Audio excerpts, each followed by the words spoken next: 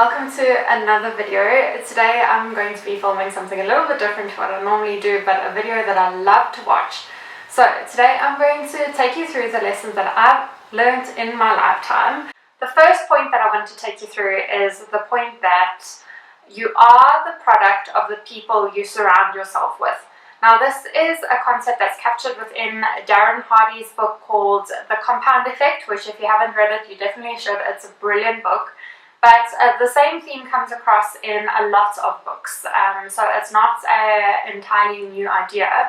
But the point is that you need to be very conscious of the people that you let into your space. These people, they need to serve a purpose. They need to be positive and inspire you. They need to, you need to feel completely loved and supported by these people.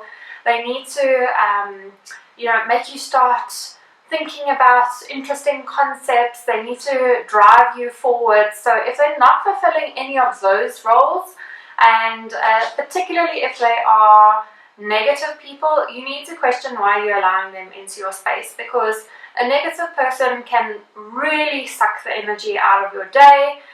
It's emotionally draining, and constantly being bombarded with somebody that is constantly negative can turn into something that's a little bit contagious, and you might find yourself wrapped up in that same hamster wheel where now you're spewing negativity and you can't look for the positive in your day-to-day life, and you get angry when you listen to the news and all of that baggage that you don't actually need in your life.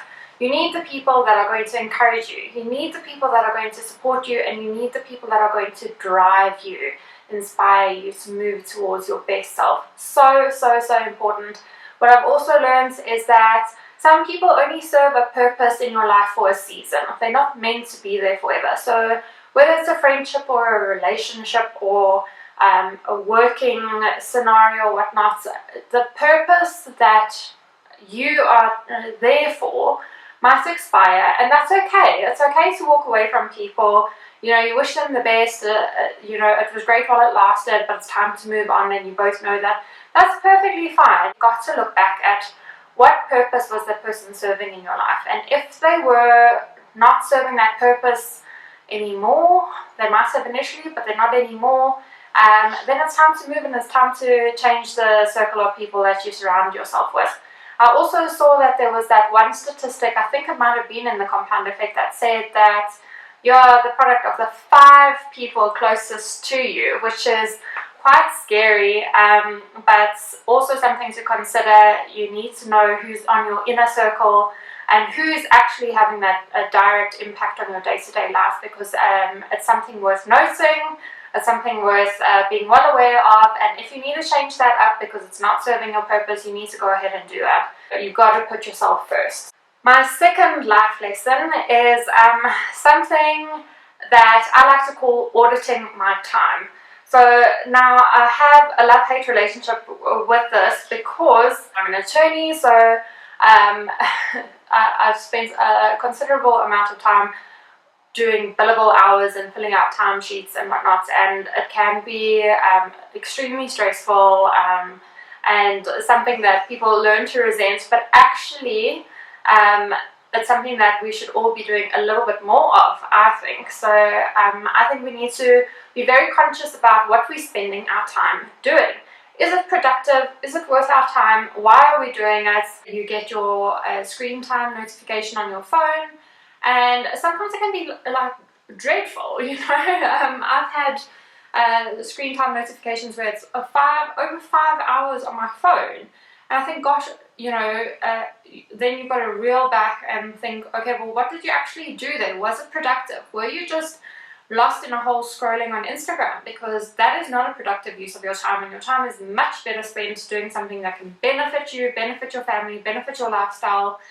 Something along those lines. Read a book, educate yourself, do something that's going to pay off in a better way than losing yourself down a rabbit hole of scrolling on your phone or something else that's not productive. So I know we all enjoy those days where you sit and you binge watch something. It happens on occasion for me. Sometimes I schedule it in, to be perfectly honest, but The important lesson there is that we know how we are using our time, we know where we need to change something.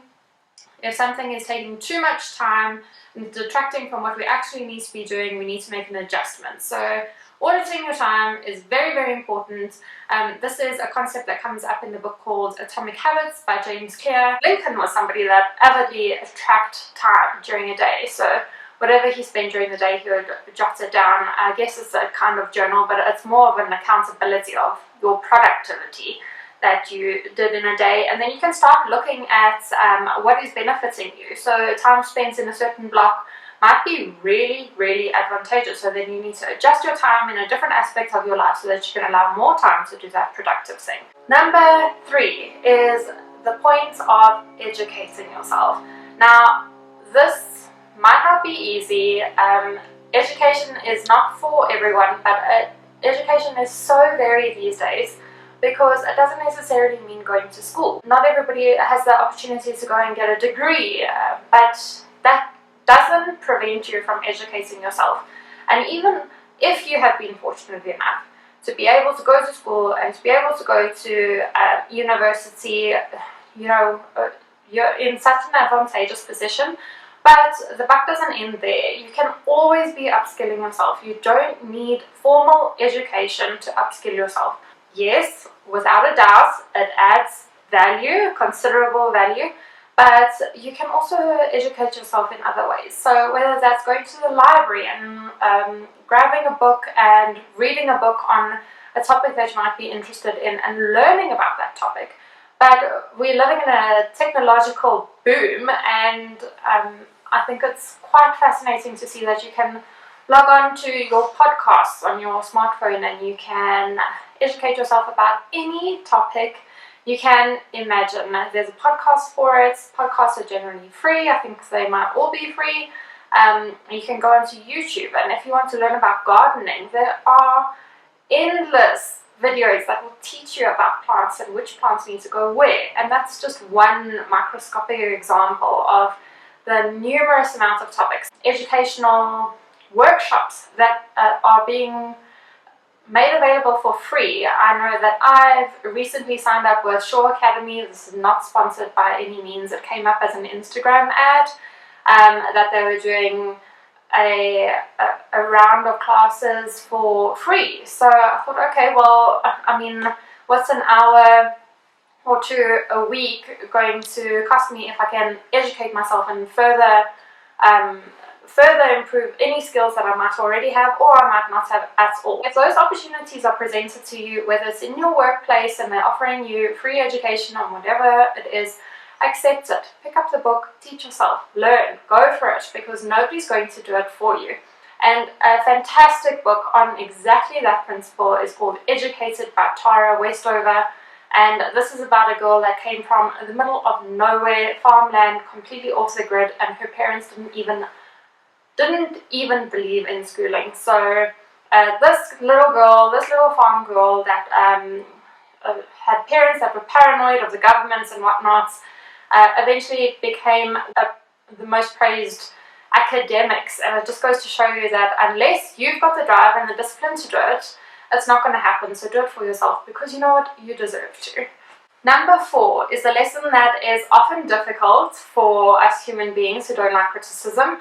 But number 4 would be that if you are going to fail, you need to fail fast, you need to be okay with failing, and you need to know the power of the pivots. So there's absolutely nothing wrong with going out and trying something and it being unsuccessful.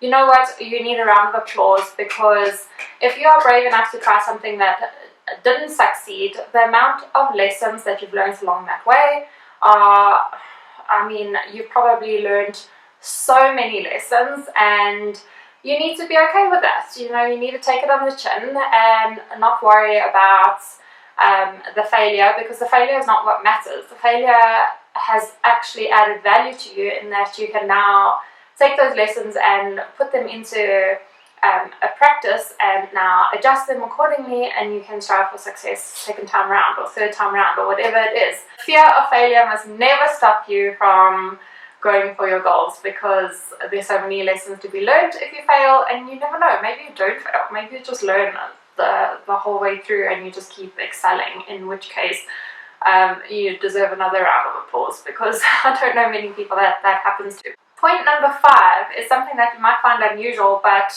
at this point can make or break your career or your business or whatever it is that you have in mind. And this is taken from a book called Lean In by Sheryl Sandberg.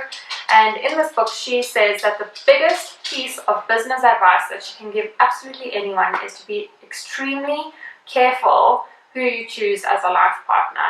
So whether that's your boyfriend, your girlfriend, your husband, your wife, whoever it is, you need to be so picky with the person that you choose for multiple reasons, but particularly for your plans for your career or for your business or anything at all. This might sound unusual, but it makes perfect sense. So in essence, what she is saying is that your business or your career or further in your education often requires sacrifice on the home front. So maybe you're less available for chores, you're less available for child minding, you're less available for free time sitting on the couch or going for date nights or whatever it is. And your partner needs to be completely supportive of that. You need to pick a partner that's going to encourage you to move forward and not be resentful for the fact that you're not being able to do things on the home front.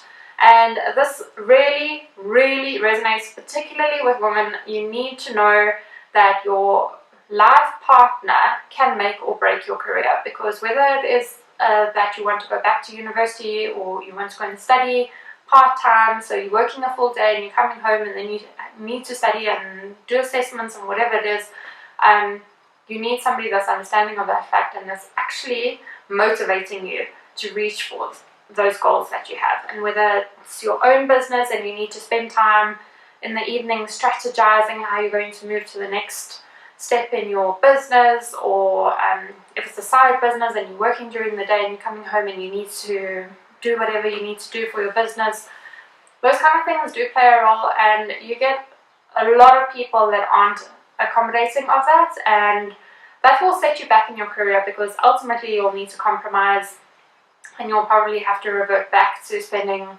that time that you could have benefited your business and your career, to going back to your status quo. But if you've got somebody that's really positive and encouraging and supportive of you doing big, wonderful things, that can change your whole life, and it can change the whole life for both of you and for your family. But it's something that you need to be acutely aware of at the early stage of the relationship, because halfway through probably is not the right time. But yeah, that's an extremely important life lesson, and one that I think a lot of women need to think about a little bit more clearly. Those are my life lessons. I hope that you found them somewhat inspiring. Any books that I have referred to in this video, I'll leave linked down below so that you can go and read them for yourself, because if I have mentioned a book, I can tell you that you definitely need to read it. They are so good. And I could spew a whole bunch of other ones at you as well. So if you'd like me to speak more about the books that I've read, do let me know that as well, because I love it. I love reading, and I love different thoughts, things that I haven't thought about before. Sometimes reading a paragraph where something new to me just flicks on a light bulb inside my mind and opens it up a little bit more, which is why I continue to educate yourself. So I hope you've enjoyed this. Please let me know if you have. It's a little bit different, so I would love to know. And if you haven't already, please subscribe, and I will see you in my next video. Bye guys.